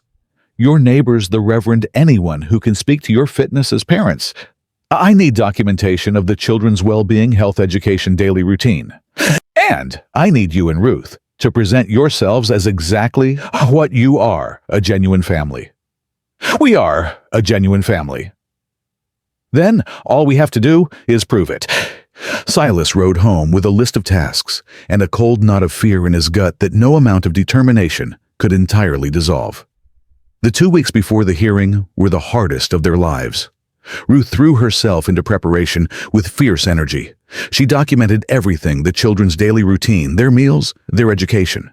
She wrote down every book Jonas had read, every word Bertie had learned, every skill they developed on the homestead.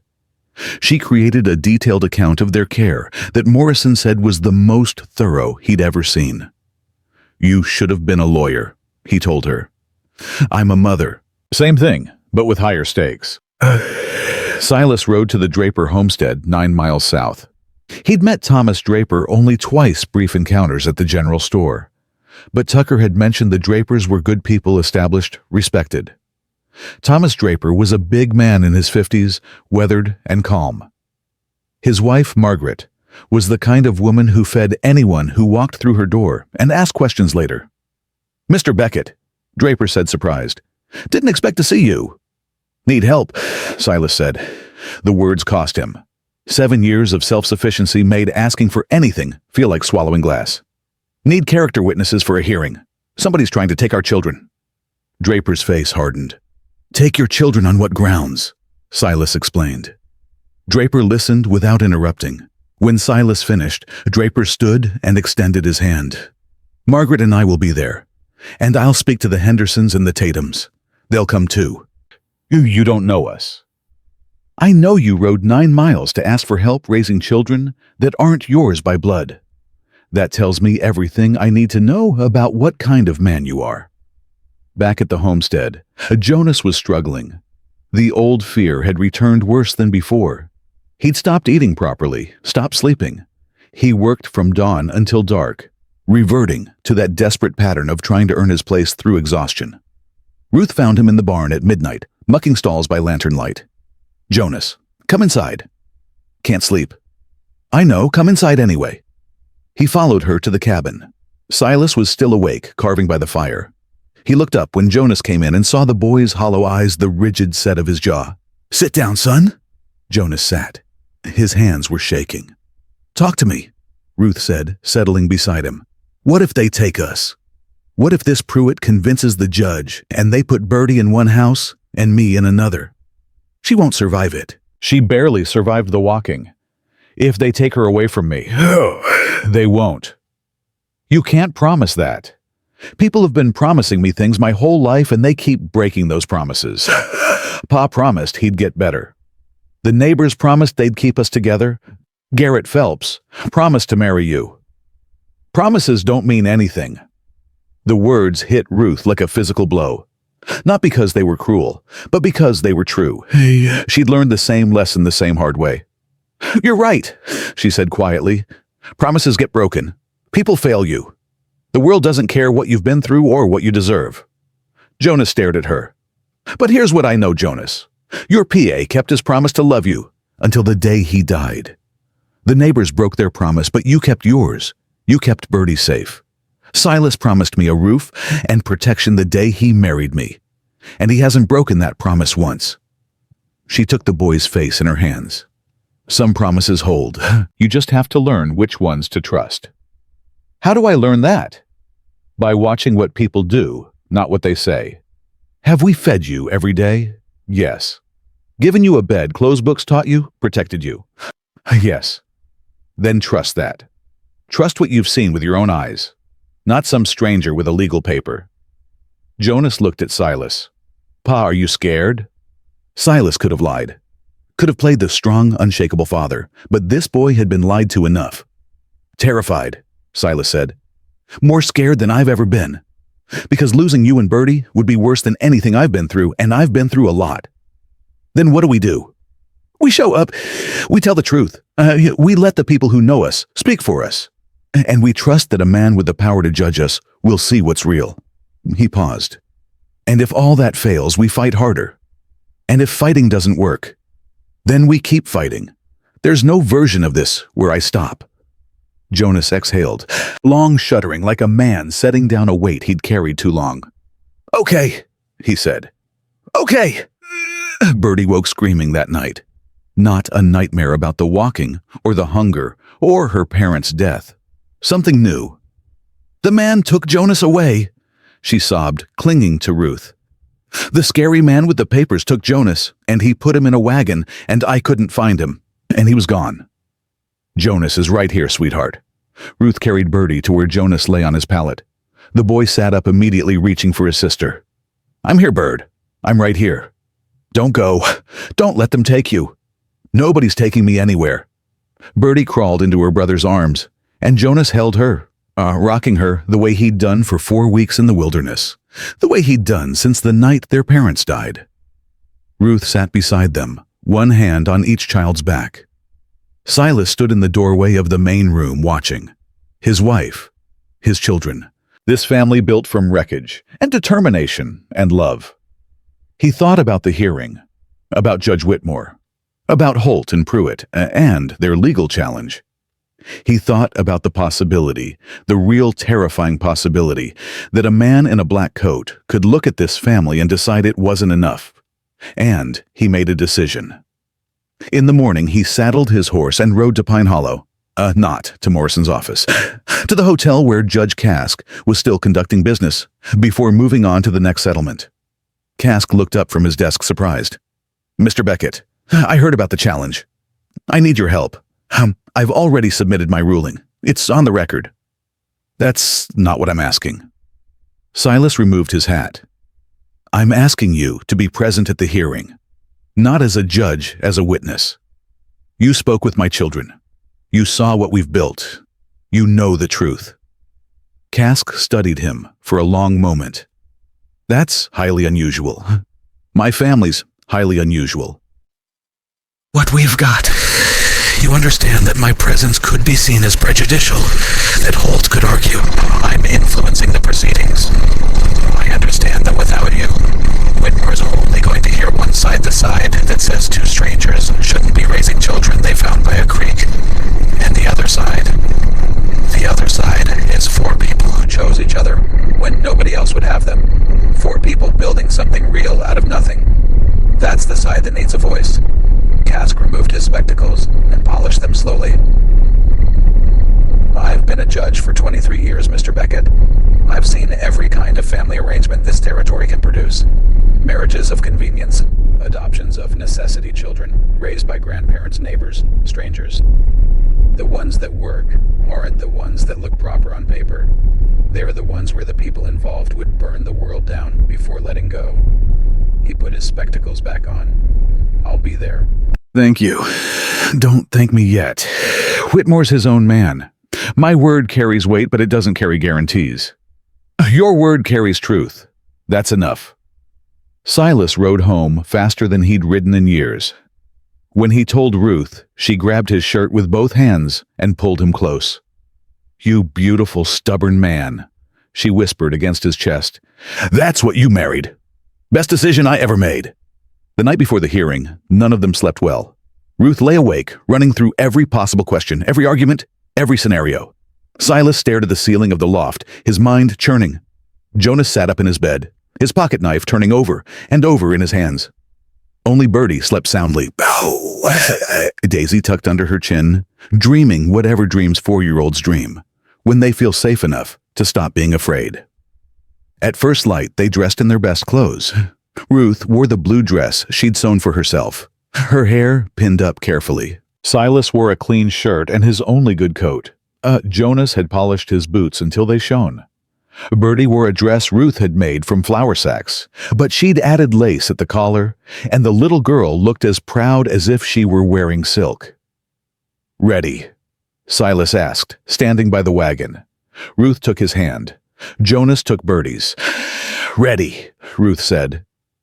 They climbed into the wagon and headed for Pine Hollow, toward a courtroom, toward a judgment, toward the moment that would determine whether the family they'd built would stand or shatter. Bertie sang her nonsense song about the bird named Beckett. Jonas clutched his books. Ruth held the adoption papers against her heart, and Silas drove his jaw, set his hands steady on the reins, heading toward the fight of his life with everything he loved sitting behind him in a wagon. Whatever happened in that courtroom, one thing was certain. He would not lose them. He would not let them be taken apart. Not while he was breathing. Not ever. The Pine Hollow courthouse was a single room above the land office, barely large enough for 20 people. By the time the Becketts arrived, it was already full. Thomas Draper sat in the front row with his wife Margaret. Behind them, the Henderson family, James, Martha, and 2 of their grown sons, Reverend Whitfield and his wife, Henry Osborne, who'd closed his store for the first time in 12 years. Even old Tucker, the peddler, who'd ridden 30 miles when word reached him. Silas hadn't expected any of them. He stopped in the doorway, Ruth beside him, the children behind them, and stared at the rows of faces. "Told you I'd bring people," Draper said simply. "Didn't figure you'd mind." "I don't mind," Silas managed. His throat was tight. Ruth squeezed his hand. "We're not alone in this." "No," he said. "We're not." On the other side of the room sat Virgil Holt, crisp and composed in a city suit. Beside him was a man Silas hadn't seen before, thin, sallow-faced, with restless eyes that kept darting toward the children. Edgar Pruitt, the man who wanted Jonas and Bertie returned. Jonas spotted Pruitt and went rigid. His hand found Bertie's and locked around it. "That's him," Jonas whispered to Silas. "That's the one who told us Bertie would go to the Mercers. He said I should be grateful anyone wanted a scrawny kid with a mouth on him. Stay calm, son." "I am calm. I'm also right." Judge Whitmore entered through a side door. He was tall, silver-haired, immaculate in his black coat. His face had the polished neutrality of a man who'd learned to hide his thoughts behind procedure. He sat behind the desk that served as his bench and surveyed the room. "This is a hearing on the matter of Pruitt versus Beckett, regarding the custody and adoption of the minor children Jonas and Bertie. Mr. Holt, you represent the petitioner." "I do, Your Honor." "Mr. Morrison, you represent the respondents." "I do, Your Honor." "Very well. Mr. Holt, present your case." Holt stood. He was smooth-practiced. The kind of lawyer who made simple things sound complicated, and complicated things sound damning. "Your Honor, this is a straightforward matter of proper procedure. When Jonas and Bertie's parents died of typhoid, the community of Mill Creek assumed collective responsibility for the children's welfare. My client, Edgar Pruitt, was designated as their informal guardian. He arranged placement with 2 reputable families, the Granger family for Jonas, the Mercer family for Bertie. "They wanted to split us up," Jonas said loudly. "Young man," Whitmore said, "you'll have your chance to speak." "Not now." Jonas's jaw clamped shut. Ruth put her hand on his shoulder. Holt continued. "Before these arrangements could be finalized, the children fled. They were found weeks later on the Beckett homestead, taken in by a couple who had been married for less than a month, and who made no effort to notify the children's community of their whereabouts." "We didn't know who to notify," Silas said. Mr. Beckett, same rules apply. You'll speak when addressed. Whitmore's tone was firm, but not hostile. Continue, Mr. Holt. Your Honor, Mr.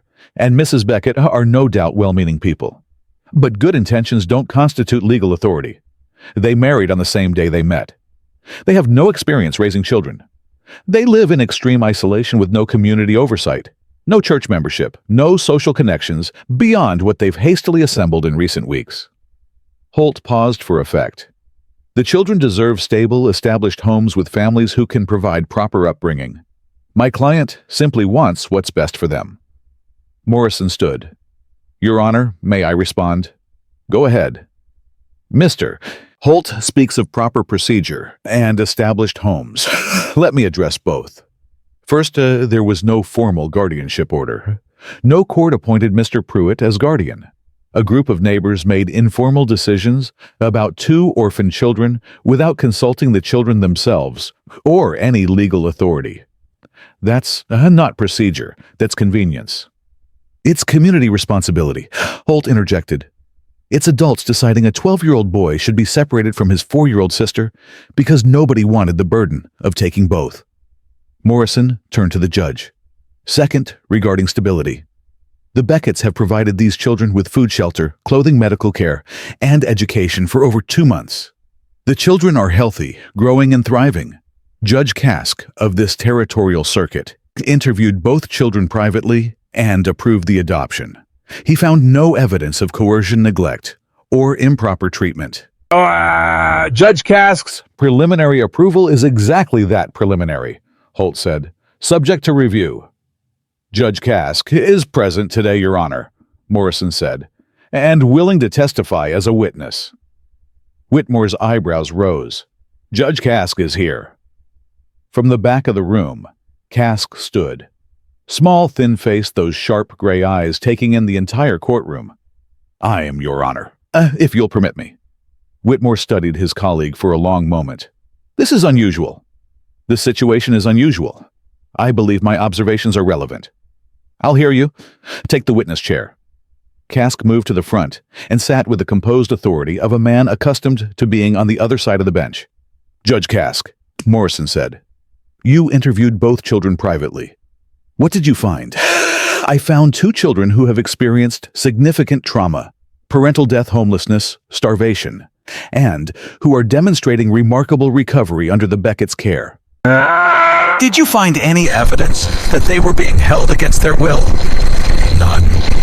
Both children expressed strong, unprompted desire to remain with the Becketts. The boy Jonas was particularly articulate. He told me that the Becketts were the only adults who ever asked what he wanted. Holt stood. Your Honor, Judge Kask's emotional involvement in this case is precisely why a fresh review was necessary. I'm not emotionally involved, Kask said coolly. I'm professionally thorough. There's a difference. Did you investigate the Beckett's marriage? Holt pressed. Hours of meeting. Doesn't that concern you? It concerned me initially, so I asked about it. Mrs. Beckett told me she married Mr. Beckett because he was the first person in her life who offered her respect without expecting anything in return. Mr. Beckett told me he married her because he recognized what it meant to be unwanted, and he couldn't walk away from that. Kask paused. In 23 years on the bench, I've seen marriages built on far less survive far more. The room was silent. Whitmore made a note. Mr. Holt, the judge said, do you wish to call your client? I do. Edgar Pruitt took the witness chair. Up close, he was smaller than he'd looked from across the room, with a thin mustache and fingers that wouldn't stop moving. Mr. Pruitt, Holt began, tell us about your relationship with the children's family. Their folks homesteaded near us, knew 'em for years. When the fever took 'em, it fell to us neighbors to look after things. I organized the arrangements, found good families willing to take each child. And the children ran before those arrangements were completed. They did. Boys got a stubborn streak. Wouldn't listen to reason. Morrison stood. Mr. Pruitt, you mentioned finding families for each child. Separate families, correct? Well, sure. Nobody could take both. That's a lot to ask of any family. The Becketts took both. The Becketts are strangers who'd been married 5 minutes. That ain't the same as established families with roots. Mr. Pruitt, are you aware that a reward was posted for information about the children's whereabouts? Pruitt shifted in his chair. We were worried about them. 2 kids alone in the wilderness. Offering a reward seems like the right thing to do. How much was the reward? $50. That's a significant sum. Who posted it? I did, from my own pocket. That's very generous, Morrison said mildly. $50 for the safe return of 2 children you plan to give away to separate families. Tell me, Mr. Pruitt, what happens to the children's parents' homestead now that the parents are deceased and the children are gone? The room went quiet. Pruitt's restless fingers stilled. I don't know what you're implying. I'm asking a simple question. The homestead, 120 acres if I'm not mistaken, with the parents dead and the children removed, who assumes control of that land? Pruitt looked at Holt. Holt's expression was carefully blank. The community would manage it, Pruitt said, in trust. In trust for whom? Children who've been placed with separate families miles apart, children who would have no practical ability to claim their inheritance. Objection, Holt said quickly. This is speculation. It's a direct question about motive, Morrison countered. Your Honor, I believe Mr. Pruitt's interest in these children has less to do with their welfare and everything to do with 120 acres of uncontested land. The murmur that ran through the room was audible. Draper leaned forward in his seat. Henry Osborne shook his head slowly. Mr. Pruitt, Whitmore said, his voice dangerously even. Answer the question. Who stands to benefit from the children's land if they are separated and placed with distant families? Pruitt's face had gone the color of old milk. That land's got nothing to do with this. Then you won't mind telling us who's been working it since the parents died. Silence. Long, damning silence. I've been maintaining it, Pruitt said finally. Someone had to. Maintaining it, or farming it for profit. Objection. Holt was on his feet. Overruled, Whitmore said. Answer, Mr. Pruitt. I planted a crop. To preserve the value. For the children. For children you plan to place 40 miles apart, with no means of ever claiming their inheritance. Morrison turned to the judge. Your Honor, I'd like to call Jonas Beckett to speak. The boy, he's 12. He's 12, and he's the rightful heir to his parents' land. I believe he has relevant testimony. Whitmore looked at Jonas. Young man, do you wish to speak? Jonas stood. His hands were shaking, but his voice was clear. Yes, sir, I do. Come forward. Jonas walked to the front of the room. He was thin young, still carrying the marks of his ordeal. But he stood straight, and when he spoke, his voice carried. My PA built that homestead from nothing. Him and my ma worked it for 8 years. Every fence post, every cleared acre, every seed in the ground that was theirs. When they died, Mr. Pruitt came to our cabin before the dirt was settled on the graves. Jonas, Pruitt started. Let him speak, Whitmore said sharply. He told me the land would be managed. Told me Bertie and I would be taken care of. Then he said Bertie was going to the Mercers 40 miles away. Said I'd go to the Grangers to work their farm. Jonas's voice hardened. He didn't ask us. Didn't ask me what I wanted or what my PA would have wanted. Just told me how it was going to be. And you ran, Whitmore said. I took my sister and I left. Because my pa's last words were, take care of your sister, Jonas. Not, let strangers split you up. Not, let Edgar Pruitt take your land. Take care of your sister. And the Becketts. Jonas turned and looked at Silas and Ruth. They found us by their creek, starving, half dead. Bertie was so weak she couldn't walk. And they didn't ask questions first. They didn't call the law or check for paperwork. Ruth picked up my sister and carried her inside and fed her. Silas looked at me and said, "You're safe here." His voice cracked. He steadied it. Nobody else said that. Not once. Not the neighbors, not Pruitt, not anybody, just them. And they meant it. He turned back to the judge. I'm 12 years old, sir. I can't vote, and I can't own property. And most people don't think my opinion matters. But I know what a family feels like. I had one before, and I have one now. The Becketts are my family, and Bertie's family. And if you take us away from them, you're not protecting us. You're destroying the only good thing that's happened to us since our parents died. The room was absolutely silent. Whitmore stared at Jonas for a long moment. Then he turned to Bertie, who was sitting in Ruth's lap, watching everything with enormous, frightened eyes. "Little one," Whitmore said, softening his voice. "Do you know what's happening here?" Bertie looked at Ruth. Ruth nodded gently. "The man wants to take us away," Bertie said. "The one with the pointy face." Despite everything, several people in the room bit back smiles. Pruitt's face reddened. "And do you want to go with him?" Whitmore asked. No, I want to stay with Mama and Papa and Jonas." "Can you tell me why?" Bertie considered this, with the gravity of a 4-year-old facing the most important question of her life. "Because Mama sings to me when I'm scared, and Papa made a horse for Daisy." She held up the cloth doll. "And Jonas doesn't cry at night anymore because Pa told him he doesn't have to carry everything by himself." Ruth's hand flew to her mouth. "And before," Bertie continued, her small voice filling the silent room, "when we were walking, and I was hungry and Jonas was crying, and it was dark, and I was so scared I prayed to Mama. My real Mama. I said, 'Mama, please send someone.' And then we found the creek, and Ruth was there." She looked at Ruth with absolute certainty. "Mama sent her."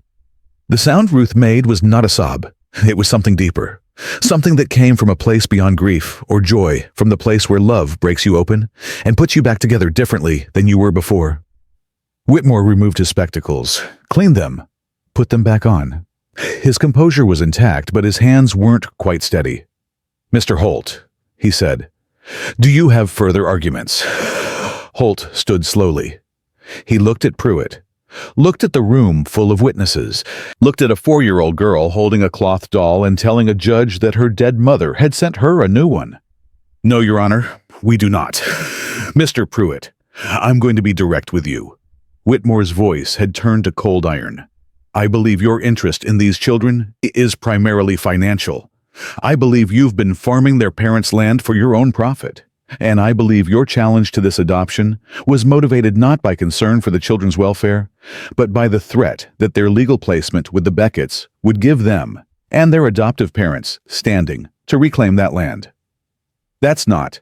I'm not finished. I'm upholding Judge Cask's ruling in full. The adoption of Jonas and Bertie by Silas and Ruth Beckett is granted permanently and irrevocably. Furthermore, I'm ordering an investigation into the management of the children's inherited property. Any profits derived from that land during the children's absence are to be held in trust for Jonas and Bertie until they reach legal age." Pruitt's face collapsed. Holt was already packing his papers. "Mr. and Mrs. Beckett," Whitmore said. "Stand, please." They stood. Ruth was shaking. Silas was rigid as iron, holding himself together through force of will. "I've been on the bench a long time," Whitmore said. "I've seen families built on money, on obligation, on convenience, on tradition. Most of them function adequately. Some of them even thrive." He paused. "But I've rarely seen a family built the way yours was, from nothing by choice, through hardship, that shines the way yours does. Take your children home, Mr. Beckett. They're yours." The room erupted. Martha Whitfield was crying. Henry Osborne was clapping. Thomas Draper had his arm around his wife, both of them beaming. Reverend Whitfield was saying a prayer of thanksgiving that nobody had asked for, but everybody needed. Jonas reached Ruth first. He threw his arms around her with a force that nearly knocked her backward. "Mama," he said. First time. The word he'd been holding back, saving, protecting against the possibility that it might be taken away. "Mama." Ruth held him so tightly her arms ached. "I'm here. I'm right here." Bertie launched herself at Silas's legs. He picked her up and held her against his chest, and she wrapped her arms around his neck and said, "See, Papa, I told you Daisy's horse would bring good luck." "You were right, Bird. You were absolutely right." Judge Cask appeared beside them. He extended his hand to Silas, and Silas took it. "You fought well," Cask said, had something worth fighting for. That you did. Cask looked at the family, Ruth holding Jonas Silas, holding Bertie, all four of them connected, unbreakable. That you did. They signed the final papers. Morrison witnessed. Whitmore stamped his seal. It was done. Permanent, legal, irrevocable. Jonas Beckett, Bertie Beckett, children of Silas and Ruth Beckett, forever. Outside the courthouse, the afternoon was warm, and the street was busy with people who had no idea what had just happened inside that room. Silas stood on the boardwalk with his family around him and felt the world settle into place. Ruth slipped her hand into his. Silas, yeah, take us home. He looked at her, at this woman who'd been standing alone on chapel steps with nothing, who'd gotten on a stranger's wagon and turned a rough cabin into a home, who'd loved 2 orphan children so fiercely that a judge in a territorial courtroom had seen it shining from across the room. Ruth! Yes. This thing between us. It ain't business anymore. Hasn't been for a long time. I know. I love you. Should have said it before now, but I didn't have the words. Still don't really. But I love you, and I love those kids. And everything I've got, every acre, every nail, every breath left in me, it's yours. All of it. Ruth's eyes filled. Silas Beckett, 7 years you didn't talk to a living soul. Now you go and say something like that. Reckon you're worth breaking a long silence for. She kissed him. Right there on the boardwalk in front of Henry Osborne's store, and Reverend Whitfield's chapel, and God and everybody. Kissed him like a woman who'd been waiting her whole life for a man worth kissing, and had finally found him in the last place she'd expected. Jonas groaned. Do they have to do that in public? Bertie clapped her hands. Kiss again, kiss again. Let's go home, Silas said. They climbed into the wagon. Jonas up front with his father, 3 new books on his lap, his shoulders straight, his eyes clear. Ruth to Bertie in the back, the little girl chattering to Daisy about everything that had happened, explaining the courtroom in terms only a 4-year-old could invent. The wagon rolled north, toward the homestead, toward the life they'd built from nothing but stubborn love and desperate hope. Silas drove. Ruth hummed. Jonas read. Bertie sang. And somewhere behind them, a chapel stood on a dusty street in a small Montana town. The chapel where Ruth Calloway had stood alone with nothing. The chapel where Silas Beckett had turned his wagon around. The place where 2 people who'd been thrown away by the world had found each other and refused to let go. The homestead appeared in the valley as the sun was dropping low. The cabin with its sod roof and stone chimney. The barn, the garden, the creek running silver through the meadow. Bertie saw it first. Home, she shouted. Home, home, home. Jonas closed his book and smiled. A real smile. Young and unguarded, and full of something he'd almost forgotten how to feel. Hope. Ruth touched the adoption papers in her pocket. Legal, permanent, sealed by a judge, and witnessed by a community that had showed up for them when it mattered most. Silas pulled the wagon to a stop in front of the cabin. He sat there for a moment, looking at everything he'd built. The walls he'd raised alone. The fences he'd mended in silence. The land he'd worked for 7 years without anyone to share it with. All of it meant something different now. All of it meant more. Pa? Jonas said. You all right? Silas looked at his son, at his daughter, at his wife. Better than all right, he said. I'm home. Ruth climbed down and lifted Bertie from the wagon. Jonas jumped down with the easy grace of a boy who was finally learning to move without fear. Silas tied the horse and stood in the yard, watching his family walk toward the cabin. Ruth paused at the door and looked back at him. That same face he'd seen on the chapel steps, angular, composed, steady. But the eyes were different now, full of something that had been empty before, full of light. Coming, she asked. Right behind you, she smiled. Always. Silas Beckett walked into his cabin. The fire was cold, the air was still, and 4 people's worth of living was scattered across every surface. Jonas's books, Bertie's toys, Ruth's herbs, his own carvings on the windowsill. It was small. It was rough. It was everything. He'd claimed a bride nobody wanted and found a woman who made him whole. He'd taken in children nobody would keep together, and they'd made him a father. He'd opened a door he'd sealed for 7 years, and what walked through it saved his life. Ruth lit the fire. Jonas fetched water. Bertie set Daisy on the table and told her they were home for good. And Silas stood in the center of the cabin he'd built with his own hands and realized the truth that had been waiting for him since the day he turned that wagon around. He hadn't saved Ruth Calloway. She'd saved him. They'd saved each other. And then they'd saved 2 children. And those children had saved them right back, and the saving just kept going, expanding outward like ripples in water, touching everyone it reached. That was what family was. Not blood, not papers. Not a judge's seal, though all those things mattered. Family was choosing to stop when you could keep writing, choosing to turn around when the road ahead was easier, and choosing to open your door when closing it was safer. Family was Ruth's hand in his. Jonas calling him Pa. Bertie's arms around his neck. Family was the thing you built when everything else had been taken away, and it was stronger than any of the things you'd lost because you chose it. Every day. Again and again. With everything you had. The fire caught. The cabin warmed. The creek sang outside. And 4 people who had all known what it meant to be unwanted, to be left behind, to stand alone with nothing. They sat down together at a rough wooden table in a small cabin in Montana Territory, and they ate supper, and they were home. Not because the world had finally been kind to them, because they had been brave enough to be kind to each other